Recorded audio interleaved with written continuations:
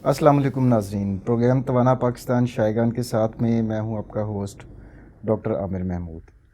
नाज़रीन, पिछली सदी की बात है कि जो मोटापा है वो पूरी दुनिया में देखा गया कि वो डेवलप्ड कंट्रीज़ या जो बहुत खुशहाल मुल्क हैं वहाँ के लोगों की एक बड़ी प्रॉब्लम हुआ करती थी। और पाकिस्तान और इंडिया जैसे ममालिक जो हैं, जो तरक्की पजीर हैं, जहाँ पर गुर्बत भी होती है, यहाँ पर मोटापा देखने को भी कहीं नहीं मिलता था। लेकिन पिछले 25 सालों में आहिस्ता आहिस्ता ट्रेंड इस तरीके से चेंज हुआ कि ना सिर्फ यहाँ पर जो एडल्ट्स हैं, बड़ी उम्र के लोग मोटापे का शिकार होना शुरू हुए, बल्कि बहुत हैरानकुन बात और परेशान कुन बात यह है कि अब ये मोटापा बच्चों में भी ट्रैवल कर गया है।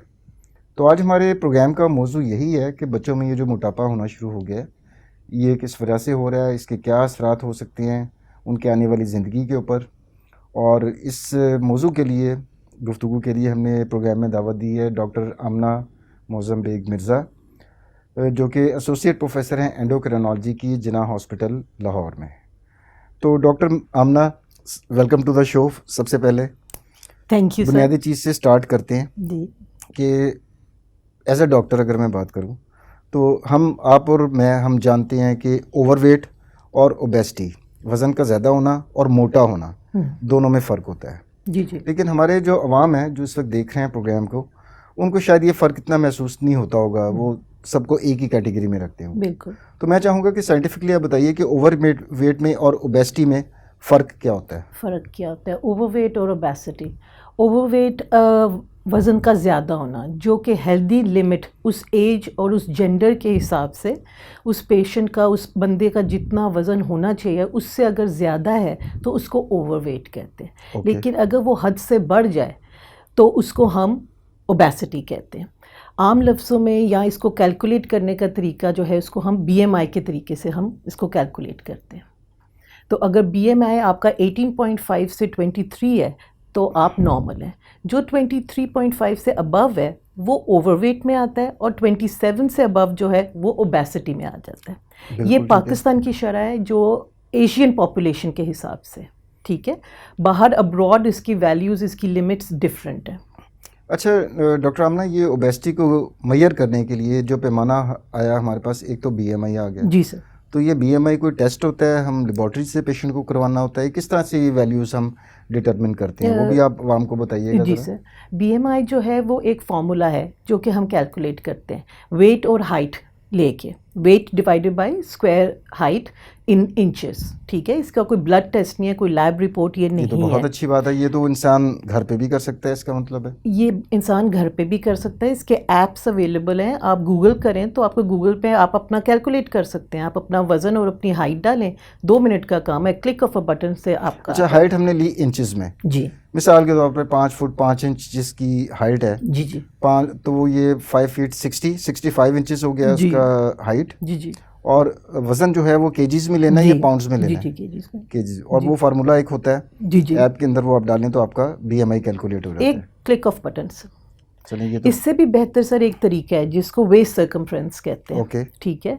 हम एशियंस का क्योंकि विसरल फैट होता है, सेंट्रल ओबेसिटी होती है, पेट के गिर्द ओबेसिटी हमारी ज़्यादा है बनिस्बत अंग्रेज़ों के। इसलिए अगर मर्द हज़रात में 90 सेंटीमीटर से ज़्यादा और 80 जो लेडीज़ हैं उसमें 80 से ज़्यादा हो तो इसको भी हम ओवरवेट की कैटेगरी में लाते हैं। Okay.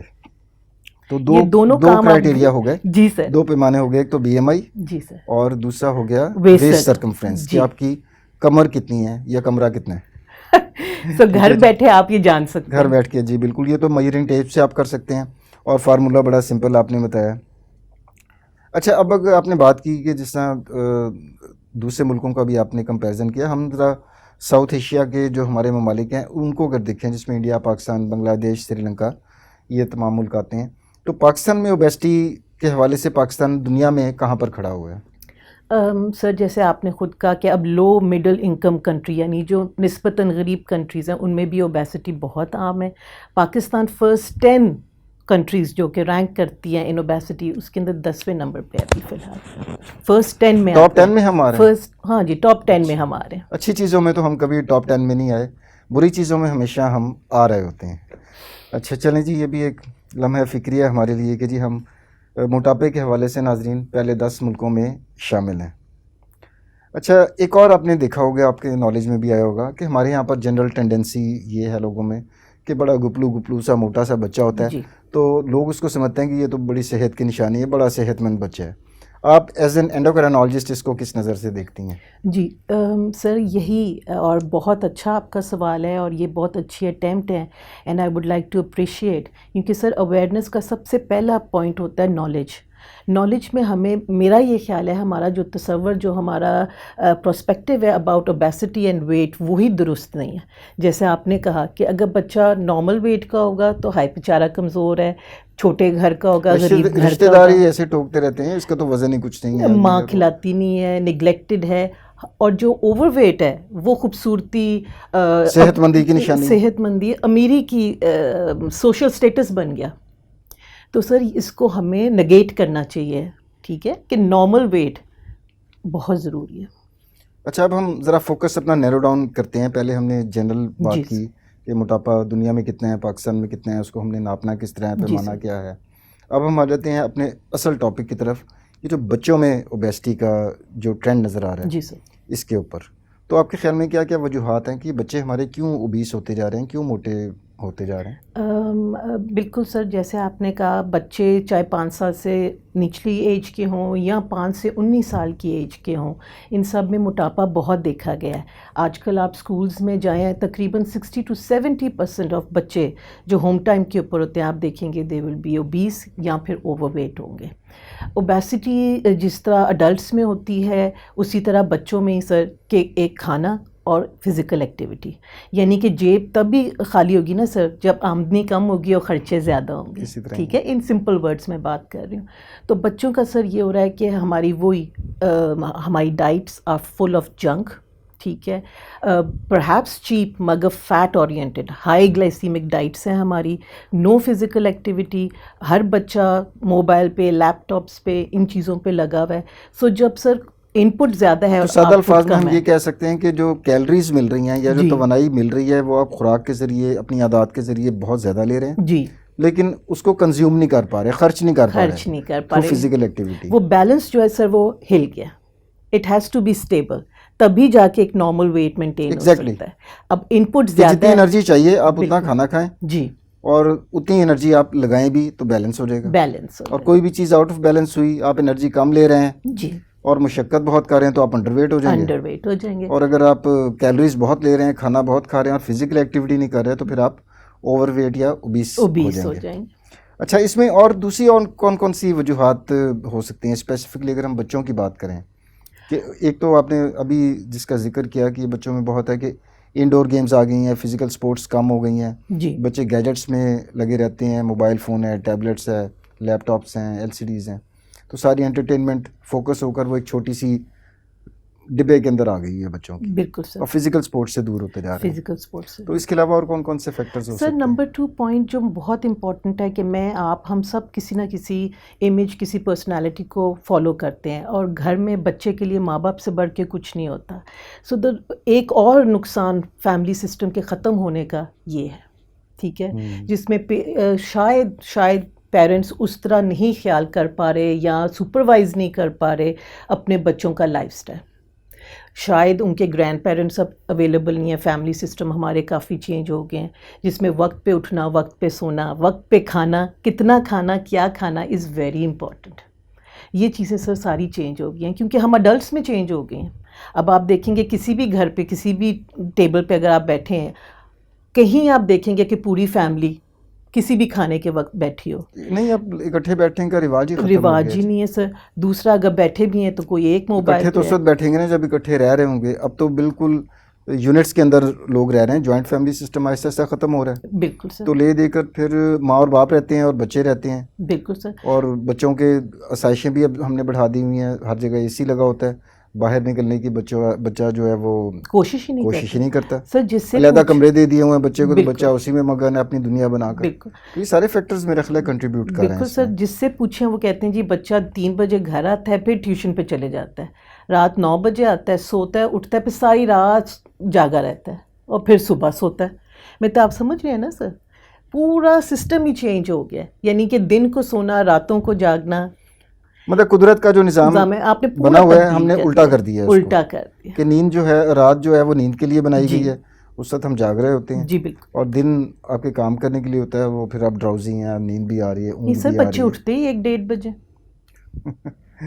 Very sad and alarming too. Alarming.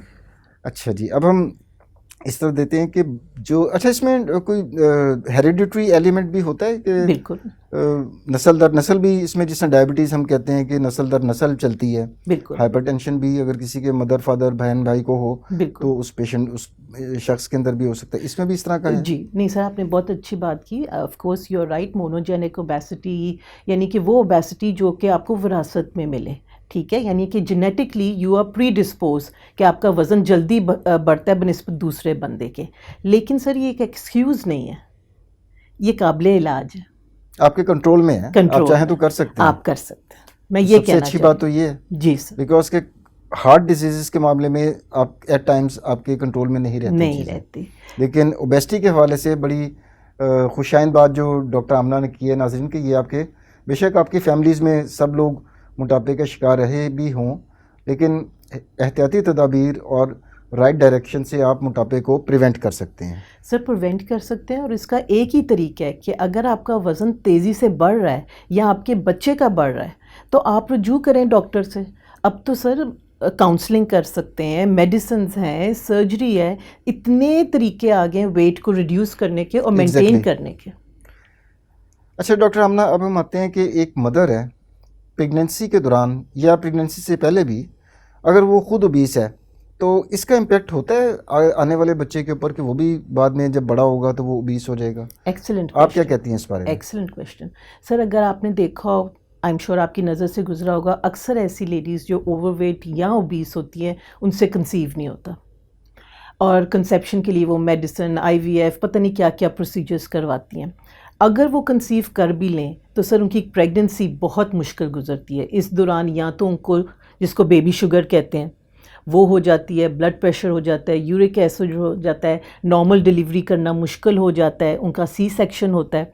उसके दौरान बच्चे पे नुकसान अलहदा होता है, ठीक है। बच्चे के अंदर आने वाला बच्चा या बहुत छोटा पैदा होता है या बहुत मोटा पैदा होता है, जिसको मैक्रोसोमिया कहते हैं। और ऐसे बच्चे सर आगे जाके भी खुद मोटापे का भी शिकार होते हैं, शुगर, ब्लड प्रेशर और बहुत सी और मसाइल का शिकार होते हैं। इसलिए ये लाजिम है, स्पेशली फॉर हमारी जो गायनी की कोलीग्स हैं, कि वो इंश्योर करें कि जब लेडीज़ उनके पास आएँ तो वो उनको समझाएं कि प्रेगनेंसी तो इंशाल्लाह करें, ज़रूर करें, प्लान्ड प्रेगनेंसी हो जिसमें उनका वेट आइडियल हो, यानी कि वो बीएमआई एक नॉर्मल रेंज के अंदर हो जी, तब वो कंसीव करें। कंसीव करेंगे तो सर जल्दी भी कंसीव करेंगी और प्रेगनेंसी भी अच्छी गुजरेगी और डिलीवरी भी, और आने वाला बच्चा सेहतमंद होगा। सर ये एक साइकिल है, इसको तोड़ना ही पड़ेगा, फिर जाके हम सेहतमंद चलें जी, होंगे। इसी तरह की हम अवेयरनेस प्रोग्राम करेंगे जी। तो आप और हम मिलकर इंशाल्लाह इसको तोड़ने जी की ही एक काविश है। जी सर। अच्छा, अब एक बच्चा है जो कि आपके हिसाब से आपके पास क्लिनिक में आया और वो ओवरवेट है। जी अब एक तो चलें वज़न ज़्यादा हो जाना तो चलें, एक वो चीज़ है ना जो हमें सामने नज़र आ रही है। जी अब उसकी बॉडी में और क्या क्या तब्दीलियाँ, कोई हार्मोनल कोई ऐसी चेंजेस हो रही हैं जी जो कि उसके कोई दूसरे कोई दायमी किस्म के अमराज को जन्म दे सकें? बिल्कुल sir, very apt question. Sir मोटापा जो है, यानी कि एक बच्चा जो कि गलत किस्म की ग़ज़ा जिसमें फ़ैट कंटेंट, मीठा कंटेंट ज़्यादा होता है वो खाता है, तो उसके जिस्म के अंदर से जो पैंक्रियास है वो इंसुलिन ज़्यादा निकालता है, ठीक है। इंसुलिन का काम क्या है? शुगर को जिस्म के हिस्सों में डिस्ट्रीब्यूट करना।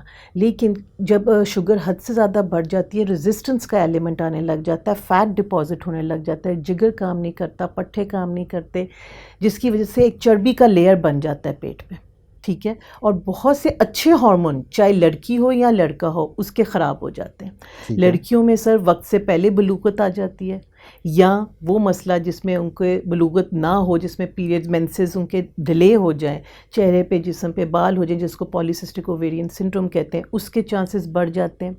लड़कों में प्यूबर्टी आती ही नहीं है या बहुत डिले हो जाती है, उनका लेडीज़ जैसा जिस्म होने लग जाता है, ठीक है।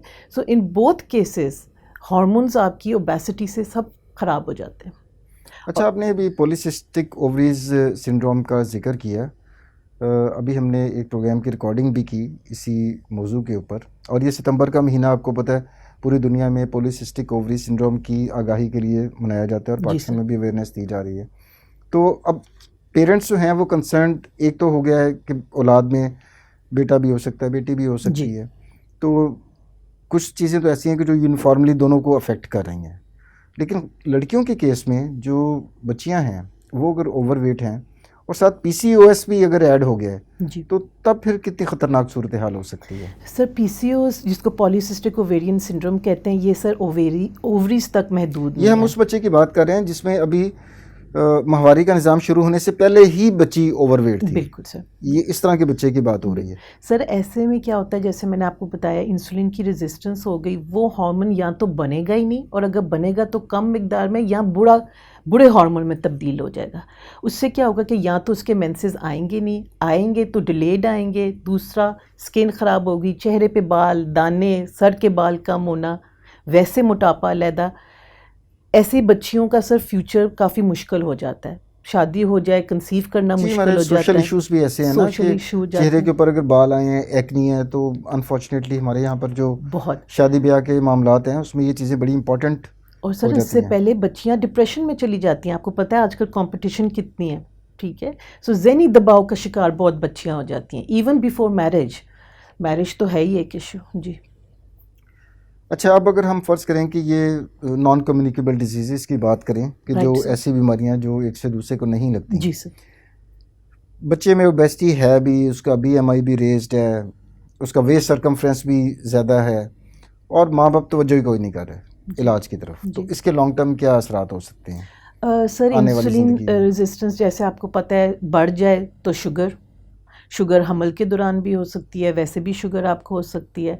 कोलेस्ट्रॉल का बढ़ना, उसकी शुगर और कोलेस्ट्रॉल के बढ़ने से ब्लड प्रेशर का बढ़ना, फिर इन तीनों बातों की वजह से दिल का अटैक हो सकता है आपको, बीपी हाई और स्ट्रोक भी आपको हो सकता है, फालिज भी हो सकता फालिज भी आपको हो सकता है, कैंसर के सर चांसेस बहुत ज़्यादा हैं, यूट्रस के, ओवेरियन कैंसर के चांसेस बहुत ज़्यादा हैं, इनफर्टिलिटी के चांसेस बहुत ज़्यादा हैं। तो सर, ये एक कंप्लीट, एक जिसे कहते हैं ना होल बॉडी सिंड्रोम है। ये सिर्फ ओवरीज को अफेक्ट नहीं करता, जो आम बंदा कहता है जी ओवेरियन सिंड्रोम है तो ये सिर्फ जी ओवरी को अफेक्ट करेगा, ऐसा नहीं है। ये सर से लेके पाँव तक हर ऑर्गन को अफेक्ट करेगा उस उम्र के हिसाब से। अच्छा डॉक्टर, हम ना एक बड़ी चीज़ मेरी ऑब्जर्वेशन में ही एज अ डॉक्टर भी अगर मैं बात करूं कि बाहर जाने का भी इत्तेफाक होता है, आपने भी देखा होगा कि जो वाइट रेसेस हैं, अंग्रेज़ हैं यूरोप के अंदर, उनमें हम देखते हैं कि पेट कम निकला होता है और वैसे उनके बिल्ड ठीक होते हैं। जी। और हमारे यहाँ पर लोगों में मैंने देखा है कि पतले पतले बाजू हैं, टांगे पतली पतली हैं और पेट बाहर निकला हुआ है। बिल्कुल सर। तो ये क्या डिस्ट्रीब्यूशन फैट का कोई मामला हमारे यहाँ पर कोई डिफरेंट है उनकी निस्बत? इस पे ज़रा रोशनी डालिएगा। जी सर, बिल्कुल आपने सही कहा। इसी को सर इंसुलिन रेजिस्टेंस कहते हैं। हमारी टेंडेंसी टुवर्ड्स विसरा, हमारे पेट के गिर्द की मोटापे की, चर्बी की ज़्यादा है बनिस्बत अंग्रेज़ों की। और ये ठीक है। पेट के अंदर होती है चर्बी? जी। और ओके। इसी की वजह से सर हमारा जो इसका जो एसोसिएशन है कार्डियोवैस्कुलर यानी कि दिल के मराइज से ज़्यादा है, इसलिए इसको रिड्यूस करना बहुत इम्पॉर्टेंट है। और इसमें रोल फाके का कम, एक्सरसाइज का ज़्यादा है। मैं ये बात बताना चाह रही हूँ कि आम चाहे बच्चा हो या अडल्ट हो, हमने वज़न कम करना है, हम कहते हैं जी फाका करो, वो जो लंबे लंबे आवर्स ऑफ फास्ट करते हैं। सर फास्ट करें, उसमें कोई शक नहीं है, मुनासिब खाएं, हद का खाएं, कितना खाना है, क्या खाना है, वो इम्पॉर्टेंट है। मगर जब तक आप उसके साथ एक्टिव नहीं है, फिज़िकली एक्टिव नहीं है, तब तक वज़न आपका नहीं हिलेगा। अगर हिल भी गया तो सर मेंटेन नहीं होगा। सो 60 मिनट्स पर डे बच्चे के लिए डेली बेसिस पे लाजमी है कि वो फिज़िकल एक्टिविटी करें। आजकल के बच्चे तो 60 सेकंड करना हो तो वो मुश्किल हो जाता है उनके लिए। जितने हमारे बच्चे जो हैं वो ज़िंदगी की जो जितनी भी हम आसाइशें को देते हैं उस कॉन्टेक्स्ट में बात कर रहा हूँ कि बड़ा मुश्किल हो जाता है उनके लिए। बहुत सर, इंडोर गेम्स हैं और सारी चीज़ें हैं, कर ही नहीं रहे। अच्छा, वैसे जो हमारा अगर एक नॉर्मल बंदे की अगर मैं बात करूं, या बच्चा जब पैदा होता है वो बिल्कुल फैक्ट्री सेटिंग के ऊपर होता है। जब अल्लाह ताला कोई नॉर्मल एक बच्चा पैदा होता है, नॉर्मलिटी ना हो, नॉर्मल बच्चा हो, तो फैक्ट्री सेटिंग के ऊपर होता है कि उसमें कोई वो किसी भी किस्म की ख़राबी नहीं है, तमाम सिस्टम नॉर्मल काम कर रहे हैं। तो उस सूरत में पेट के अंदर नेचुरली, हमारे पेट के अंदर तो चर्बी नहीं ना होती, ये बाद में डेवलप होती है। जी। तो सर देखिए, एक सर्टेन अमाउंट तो हर जगह होती है ना जो उसको कवर करती है, मगर वक्त के साथ बैड लाइफस्टाइल, बैड ईटिंग और जेनेटिक्स, जो आपने पहले बात की थी कि अगर सर माँ ही मोटी है, माँ को पहले ही शुगर है, तो उसने जेनेटिकली ही अपने बच्चे को वो जीन ट्रांसमिट जी, कर शुगर तो दिया, इनहेरिट कर जाती है, बड़े कर आराम से कर जाती है। जाती है। ऊपर से फिर हमारा खाना, हमें पतला दुबला बच्चा तो पसंद ही नहीं है। बिल्कुल जी, जब तक वो गोल मोल ना हो। हालांकि टेक्निकली स्पीकिंग नाज़रीन, बच्चे का जो होता है वो एक्टिव होना, Yes, वेट इतना इम्पोर्टेंट नहीं है जितना उस बच्चे का अपने एज के लिहाज से एक्टिव होना, बिल्कुल और बिल्कुल चुस्त और जिसे कहते हैं बिल्कुल चौकस और होशियार होना, वो ज़्यादा ज़रूरी होता है बनिस्बत है कि बहुत ही बच्चा हेल्दी किस्म का हो जो कि हिल भी ना सके अपनी हिल जगह भी से। ना सके।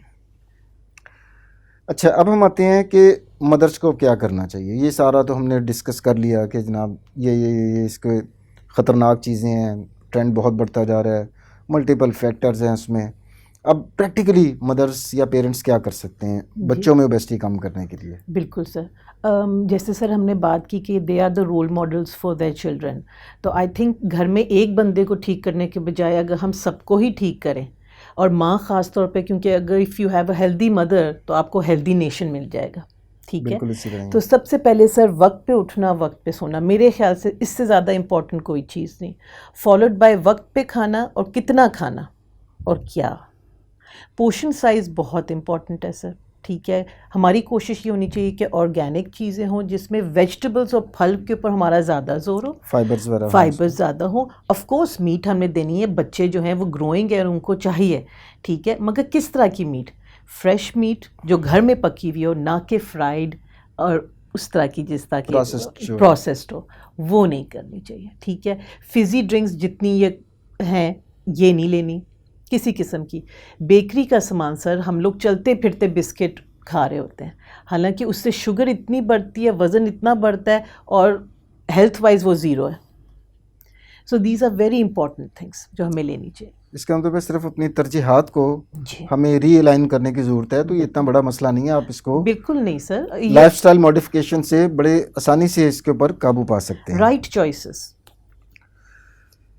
अच्छा जी, अब हम इस तरफ आ रहे हैं, प्रोग्राम की आहिस्ता आहिस्ता हम इख्तिताम की तरफ जी बढ़ रहे हैं।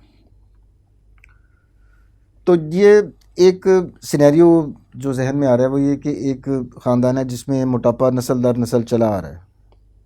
अब एक लड़की है जिसकी अब शादी हुई है, तो वो इस साइकिल को ब्रेक कर सकती है कि आगे उसकी जनरेशन में ये मोटापा ना जाए जिस तरह से पहले चला आ रहा था।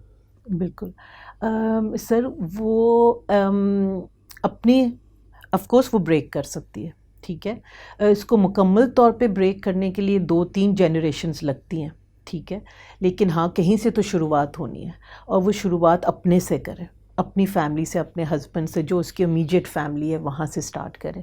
जो मैंने इससे पहले डिस्कस किया है, डाइट और फिज़िकल एक्टिविटी को सर तवाज़ुन में रखे, स्क्रीन टाइम अपना भी कम करें और अपने बच्चों का भी कम करें। And the most important thing is family life sir, mentally stable अगर वो खुद भी होगी, उसके बच्चे भी मेंटली स्टेबल होंगे। And once you are mentally stable, your the choices that we make, वो भी हम सही करते हैं। अब हम प्रोग्राम के इख्तिताम की तरफ बढ़ रहे हैं, और मैं रिक्वेस्ट करूंगा डॉक्टर आमना से कि आज के मौजू जो कि बच्चों में मोटापे से मुतल्लिक था, उसके ऊपर जो हमारे नाज़रीन, जो हमारे पेरेंट्स, जो हमारी माएँ बहनें देख रही हैं प्रोग्राम, और बच्चों के ख़ास तौर पर उनके ओवरवेट हैं या ओबीस हैं, तो उनको टेक होम मैसेज क्रक्स में जिस्ट जिसे हम कहते हैं कि अगर निचोड़ सारी डिस्कशन का निकाला जाए, वो क्या हो सकता है उन पेरेंट्स के लिए? जी प्लीज़। Thank you sir. मैं ये सिर्फ कहना चाहूँगी अपने नाज़रीन को जो सुन रहे हैं, और जहाँ तक ये बात पहुँच सकती है, हमारा मुल्क पाकिस्तान बहुत अच्छा मुल्क है और निस्बतन यंग है। यंग से मुराद ये कि अंडर 25 हमारी पॉपुलेशन बहुत ज़्यादा है, यानी यही बच्चे हमारा कल का फ्यूचर है, और उनकी हेल्थ अगर मुनासिब और सही सेहतमंद होंगे तो हमारा भी फ्यूचर अच्छा होगा। एंड दी ओनली थिंग जो हमें चाहिए वो कोई ऐसी मुश्किल बात नहीं है, बस हमारी जो चॉइसेस हैं, हेल्थ चॉइसेस, खुराक की, फ़िज़िकल एक्टिविटी की, स्क्रीन टाइम की, वो दुरुस्त होनी चाहिए ताकि हमारा कल जो है वो सेहतमंद हो। आखिर में डॉक्टर आमना मोअज़्ज़म बेग का तहे दिल से मशकूर हूँ कि थैंक यू इस सर। अहम और दिलचस्प टॉपिक के लिए उन्होंने वक्त निकाला, और नाज़रीन, बच्चों के मोटापे के ऊपर इस प्रोग्राम को देखने के बाद आपको काफ़ी मालूमात में इजाफ़ा भी हुआ होगा, और तवाना पाकिस्तान की दीगर एपिसोड्स की तरह आपको उम्मीद है कि ये एपिसोड भी पसंद आएगी। अगले प्रोग्राम तक के लिए डॉक्टर आमिर को इजाज़त दीजिए। अल्लाह हाफ़िज़।